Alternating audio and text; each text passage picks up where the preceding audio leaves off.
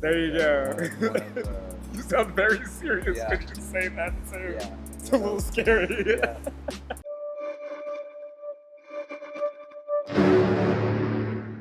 Hello there, beautiful people of the internet. Today I'm coming to you with a little bit of something different. We're going to interview a great friend of mine who is extremely successful at what he does, and I want to dive a little deeper into what made him so successful. Now, I was trying to have him here at my place to go ahead and have a podcast style. One mic right now, but we'll get to the two. The point is, I was going to have him here and ask him questions at my place, but he's a busy man. So we're going to pack up the equipment and head to his shop and actually do a video there. And I might even have a follow-up video with something with 1100 plus horsepower. So let's get into it. Pack up and time to go.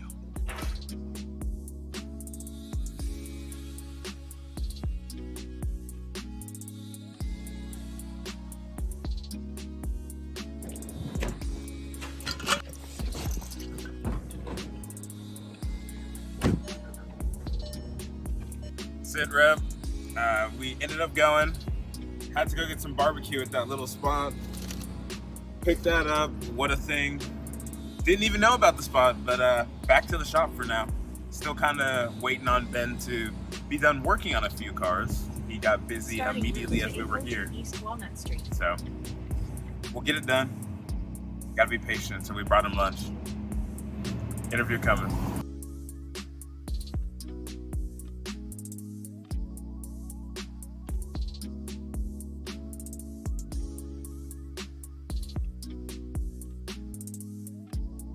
Hello there, beautiful people of the internet. Mr. Vance Paynter here. We are on Beyond Anything. I have traveled, as you saw, to Ben's shop because this man is busy, and I get it. He's running an entire shop. As you can see behind me, we got a Mustang, a BMW, freaking Bentley. He's working on all sorts of stuff. Heck, this thing right here has 1,000 plus horsepower in it. Crazy stuff is going on. We've got builds like my BMW, all sorts of stuff. We'll get into that later. The point is, though, that he is doing this all himself, and I wanted to, bring him in and help you guys understand what it took to even get to where he is. I mean, this man started off, I'll let him tell the story. So, Ben, thank you for being here. Explain to the people who you are, like, what not shop background, just you a little bit. Well, thanks for taking your time off of this. So we started. The whole business started about 10 years ago. Just small like individual repairs, personal build, and has been growing since. The background that I had, like helping my father out, like doing the work that he would take home, and just growing the knowledge from there up until now to where we have like state-of-the-art equipment that has been changing every single year. As time goes by, cars are getting new technologies, and we're staying up to date with all this. Brand new equipment going in every year, every 6 months even. Like, it's crazy. As they're putting out all the new modules, new technologies in the cars, there's also a new tool that goes with that. And same with the technical info. We have to stay updated as well. And by the time that we get those cars in or work on them to think about modifying them, we're already up to date. That's good. So That's good. It's been growing knowledge for the last 10 years, and we're still gonna keep going. It's never ending. And it's just fun. It's been fun as we've grown the last 10 years though. 10 years. And guys, I apologize if you hear any noise in the background. There's literally a guy decided to start cutting up a car when we decided to start recording this. So that's interesting. It stopped for a bit, but whatever. We'll just continue with it. Yeah. Doesn't really matter. It'll stop when we're done. Yeah, of course. And I was checking the sound earlier. Him and I, Oscar and I did. Thank you, Oscar, for helping us out, by the way.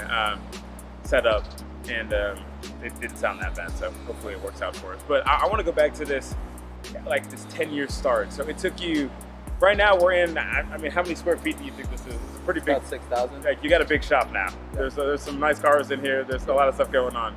You started off like basically in your garage, right? Like, Yeah, in the home garage. Just when my dad would bring cars home to work on. I would come home from school, and at first it was just parts washing, organizing things, cleaning up, to the point where just from handing tools to start putting things back together on my own. And by the time that he would come back home, like I was already starting to put things back, or eventually it got to the point where it would already be completed.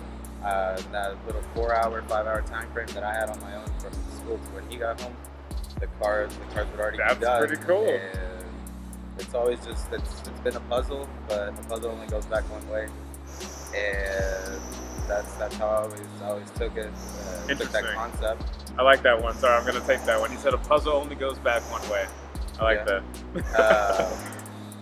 It's just been ongoing from there to starting in my own build, which was it was a 46 Ford pickup. Like a 1946 Ford pickup. Yeah. And one of my neighbors, it was my neighbor's vehicle. He saw the work that I was doing, so he put all that faith in me when I was first starting, and we built that engine for him. It actually had a 283 motor out of a Corvette. Oh wow! But it had been sitting for over 30 years, so it was seized. And we rebuilt that, and we were able to push almost 400 horsepower out of it. 400 horsepower. Yeah, on my first build. Dang, do you still have a picture of that somewhere? I will. We'll have to. Yeah, I was about to say, if we can find that picture, I'll try to find it and put it in the up. garage with everything. The first fire up cool. on that. That's cool. Yeah. If we find it, we'll put it up. If we don't, I'm sorry, guys. That That's was cool. the first build, and so pretty much on the outside it was going to look rusty. Yeah, patina still, yeah. Yeah, and then as you open the hood, that was fully done. I painted the whole firewall, and everything was brand new inside. So you would never imagine opening the hood, you'd see everything all shiny, chromed. And the guy had a thing for like a purple color. So the block, the heads, and a lot of the components were purple. Interesting. Glossy purple with chrome. Yeah. That's your purple and chrome. That's an interesting combo. Wow. First build on a 1946 pickup truck? Yeah. Full wiring, everything. Got it running again. Got it back to running. And I know it's hot outside. I'm just going to bring this up. I mean, you're welcome to use your rag. It's freaking October and we're in here freaking sweating. That's crazy. But so my question is, like, you took it from like garage to business. So how did that happen? Like, how did you, let's say, acquire like a customer base, or like what? Like, how did that transition happen? I get, like, you know, some people might have been asking you for work, but like, how does it? Yeah, it's always like we're thankful like to God that's how it grew. I've never done any type of like advertising, never promoted myself. It was always like from the customers that my dad would bring. There was also since he was at work, they would sometimes come to me to pick up their vehicles. So it was me really dealing with the customers, and I guess just from talking to them, from delivering the proper repairs or a good experience on the repair, then that just kept on growing, and it's to where we're at now, like almost 50 plus cars. Like at a time. Yeah, returning customers. We just had one of the first customers too from over 10 years ago. Wow. He's actually, I have 2 of his vehicles here. That is awesome. For 10 years. Yeah. One customer. Wow. Yeah. So it's not just. But it's all been word of mouth. Like this entire operation. Just all referrals.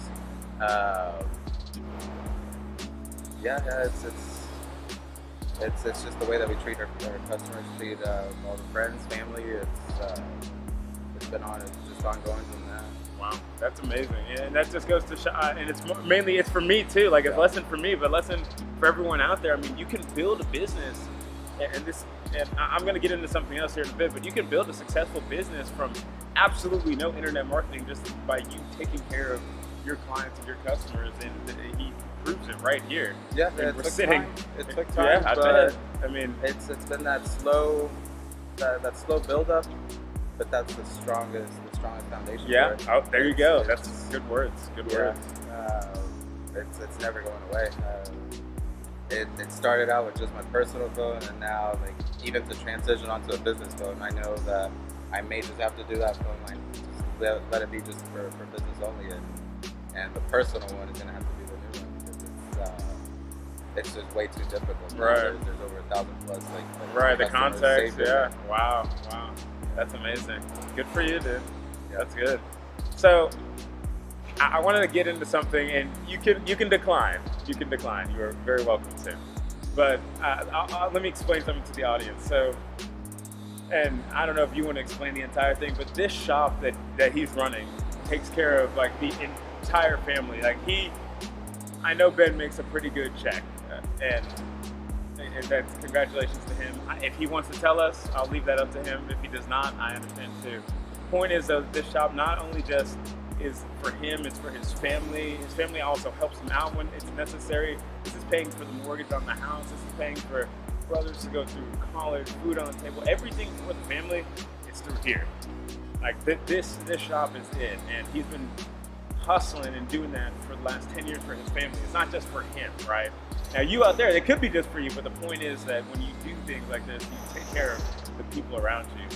And Ben, I don't know if you want to, my question really is, and you don't, again, you can decline. What does this, like, okay, so when it started, obviously you weren't like big outballing or anything like that. It's almost like a two-part question. What did you kind of start out making? What did it feel like? Was it almost like nothing, or because you're doing repairs, you're getting actually a return on your investment?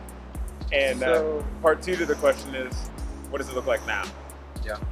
So at first it started just, I originally took this as a hobby. Like I was only looking at it as a hobby when I was working with my father. I was gonna go through med school, and this was always just gonna be like a personal hobby. But things changed after my father's departure. Like with that, I mean, I had the basic knowledge of it, and running the business too, tools, not like, just the tools. Yeah, the business side, like it's just I've always been good at communicating with customers, listening to them, and handling any of their concerns. So it's always that was a priority, and I knew how to handle that. Didn't have no background on that, but it's just I guess they see the friendly image, they see or they're more trusting for that. So after those changes, then that's when the business started. That's when I saw, well, I can benefit the most from this. This is what I can do, and it was a bit of like an emergency change. So during this part, we did have a small technical difficulty where the video got cut out. Ben was just getting back into how he was forced to basically start a business. Let's get back into it. After my father's departure, he was the one, the head of the family, so I took that responsibility. My brothers were minors at the moment, and it was my duty to take care of that, take care of my mom's mortgage. Now they've gone through college. Her house is almost paid off, and really the last priority is my sister now, like making sure that she has everything she needs for college, get her through that time period, and that way they've all had their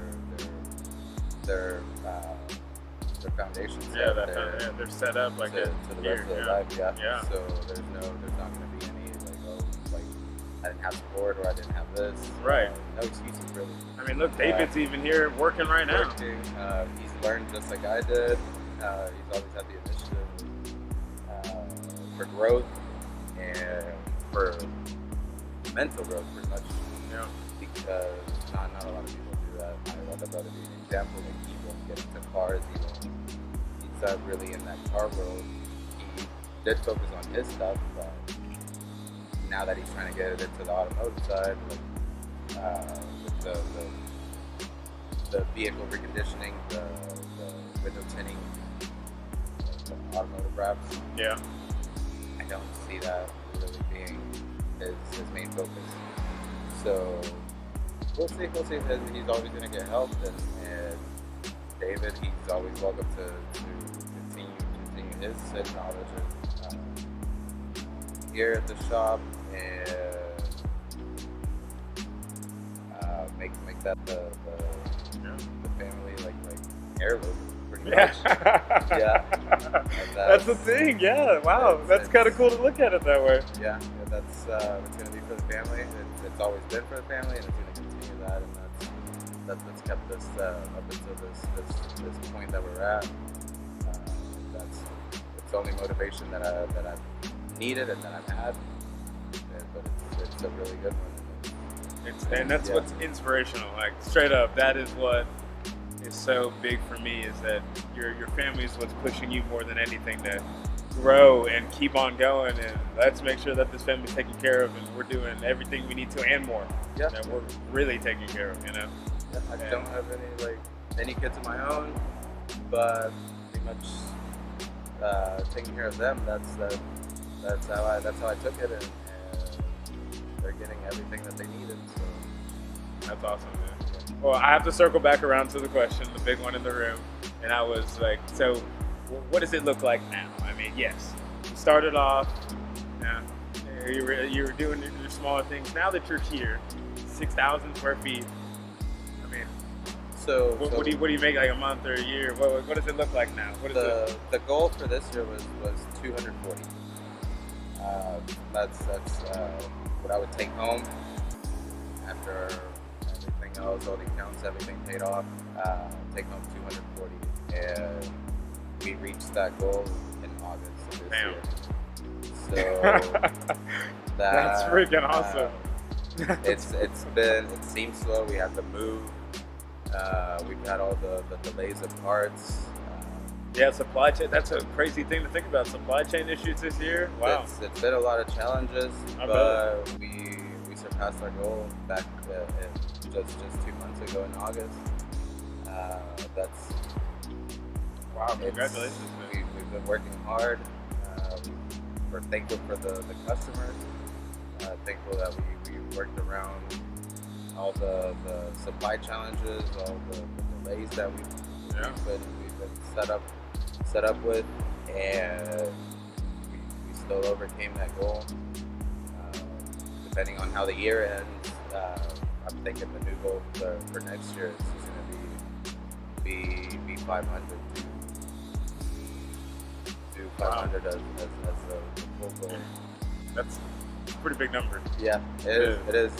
And this is what is so inspirational to me. And I hope you all are out there listening to this, because this man started in his garage and now has his own shop and bringing home almost $500,000 next year. That's pretty inspirational. Take home, not just after what the business makes. So that's pretty impressive. So that's a big inspiration.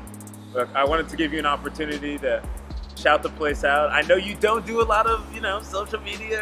It's all been word of mouth. This is technically word of mouth. You and I are having a conversation. Yeah. We're just talking to the internet as well. So if you wanted to tell the people what the shop name is, what the phone number is, website, whatever, give yourself an opportunity to. We are located at 802 East Walnut Street in Garland, Texas. The phone number is 214-284-6689. And I'll go ahead and put the information up here so we can see everything. And if I do not answer, you have to leave a voicemail or text.